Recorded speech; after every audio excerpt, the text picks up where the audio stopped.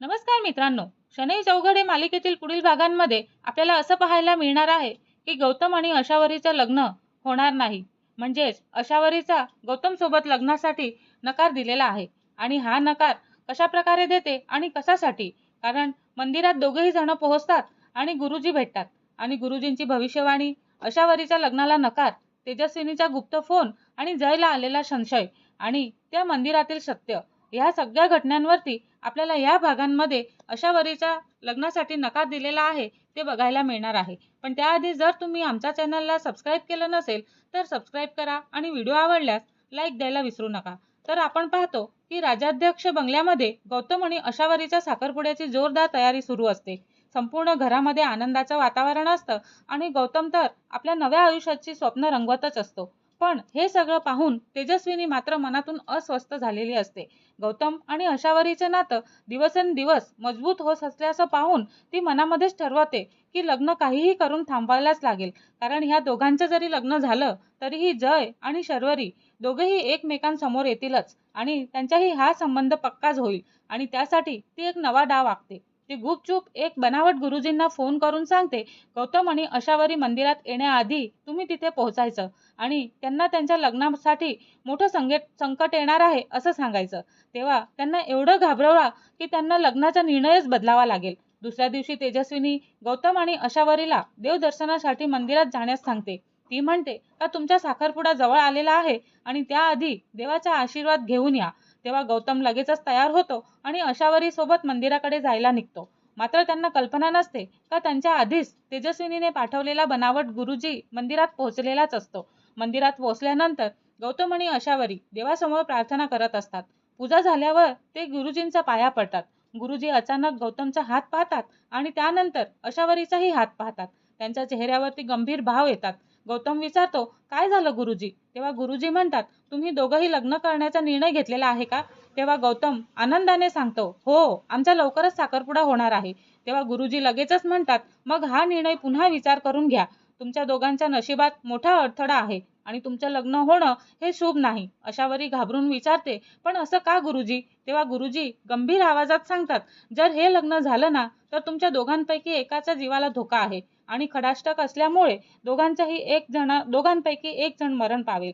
तेव्हा तुमच्या दोघांपैकी एका व्यक्तीच्या आयुष्यावरती मोठं संकट येऊ शकतं आणि अल्प आयुष्याचा योग पण दिसतो आहे. हे ऐकताच अशावरी हादरून जाते आणि तिच्या चेहऱ्यावरती भीती स्पष्ट दिसू लागते. गौतम मात्र या भविष्यवाणीवरती विश्वासच ठेवत नाही. तो म्हणतो, गुरुजी, आमचे एकमेकांवरती खूप प्रेम आहे आणि अशा गोष्टींमुळे आम्ही आमचं नातं तोडणार नाही. पण गुरुजी शांतपणे म्हणतात, मी फक्त जे दिसलं ते सांगतोय आणि पुढचा निर्णय तुमचा आहे. अशावरी मात्र या शब्दांनी पूर्णपणे घाबरून गेलेली असते आणि तिच्या मनामध्ये आता एकच विचार असतो, जर तिच्या लग्नामुळे गौतमच्या जीवाला धोका असेल ना तर तिने हे लग्न करावं आणि करावं तरी कसं, ती असं विचार करत असते. दोघेही घरी परततात पण त्यांच्या चेहऱ्यावरचा आनंद गायबच झालेला असतो आणि तेजस्विनी मुद्दामच विचारत असते, काय झालं? तेव्हा मंदिरात सगळं ठीक झालं ना असं ती म्हणत असते. तेव्हा अशावरीच्या डोळ्यामध्ये अश्रू येतात आणि ती म्हणते, आई, मला हे लग्न करायचं नाही. हे ऐकून गौतमला मोठा धक्का बसतो. तो विचारतो, अशावरी, तू असं का बोलत आहेस?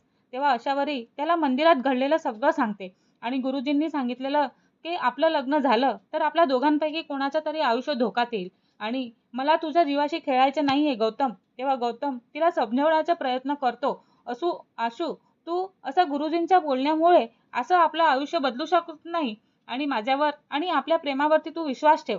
पण अशावरी ठामपणे म्हणत असते का मला तुझ्यावरती प्रेम आहे आणि म्हणूनच मी हे लग्न थांबवत आहे. तुझ्या जीवाला काही झालं ना तर मी स्वतःला कधीच माफ करू शकणार नाही. तेव्हा तेजस्विनी मात्र बाहेरून काळजी दाखवत असते आणि म्हणते, जर खरंच असा संकेत मिळाला असेल ना तर त्याकडे दुर्लक्ष करायला नको. तेव्हा तिच्या ह्या बोलण्यामुळे अशावरीचा निर्णय आणखीनच पक्का होतो. गौतम मात्र हार मानत नाही. तो अशावरीला पुन्हा फोन करून म्हणतो, असू, असं घाबरून निर्णय घेऊ नकोस. मला तुझ्यासोबत आयुष्य जगायचं आहे. तेव्हा अशावरी रडतच उत्तर देते आणि म्हणते, गौतम, मला तुझ्यासोबतच राहायचं आहे पण तुझ्या जीवाच्या किमतीवरती नाही. तेव्हा तिचा फोन तिथेच कट होतो. कट झाल्यानंतर गौतम भावुक होतो आणि दुसरीकडे तेजस्विनीला आपला डाव यशस्वी झाल्याचा विश्वास वाटतो. रात्री सगळेजण झोपल्यानंतर ती गुपचूप त्या बनावट गुरुजींना फोन करते आणि म्हणते, काम झालंय गुरुजी. आता अशावरी आणि गौतम हे स्वतःच या लग्नाला नकार देत आहे. तेव्हा समोरून आवाज येतो, म्हणजे तुमचा डाव यशस्वी झाला आहे तर.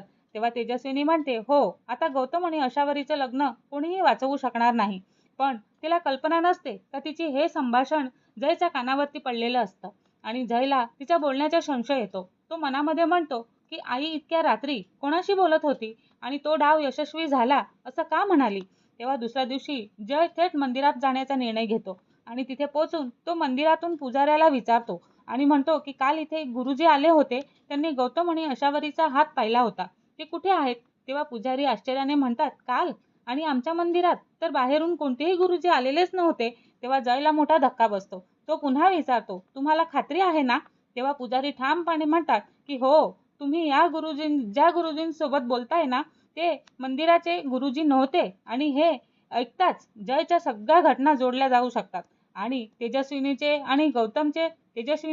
गौतम आणि अशावरीचं मंदिरात पाठवलं आणि त्यानंतर अचानक भविष्यवाणी कशी झाली आणि आता मंदिरातील पुजारीच सांगतायत की गुरुजी मंदिरात आलेलेच नव्हते.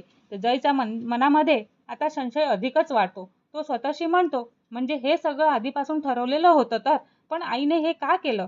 तेवढ्यातच जयला मागून एका अनोळखी व्यक्तीचा आवाज ऐकू येतो आणि तो म्हणतो, जय, काही सत्य समोर आली ना तर नाती कायमच तुटू शकतात. जय लगेचच मागे वळतो, पण तिथे कोणीच नसतं. तेव्हा दुसरीकडे आपण पाहतो, अशावरी अजूनही गौतम सोबतचं लग्न मोडण्याच्या निर्णयावरती ठामच असते आणि गौतम तिला या भीतीतून बाहेर काढण्याचा प्रयत्न करत असतो. आता जय समोर मोठं आव्हान असतं की तेजस्विनीने हा बनावट गुरुजींचा डाव रचलेला आहे, तो सिद्ध करणार का अशावरीचं सत्य समजण्याआधी तो गौतम पासून कायमचीच दूर जाणार आणि तेजस्विनीचा हा डाव शेवटी यशस्वी होणार की जय तिचा सगळा खेळ उधळून लावणार. गौतम आणि अशावरीचं नातं वाचणार की एका खोट्या भविष्यवाणीमुळे यांचा साखरपुडा कायमचाच मोडणार. याचा थरार आपल्याला पुढच्या भागामध्ये बघायला मिळणार आहे. पण त्याआधी जर तुम्ही आमच्या चॅनलला सबस्क्राईब केलं नसेल तर सबस्क्राईब करा आणि व्हिडिओ आवडल्यास लाईक द्यायला विसरू नका. धन्यवाद.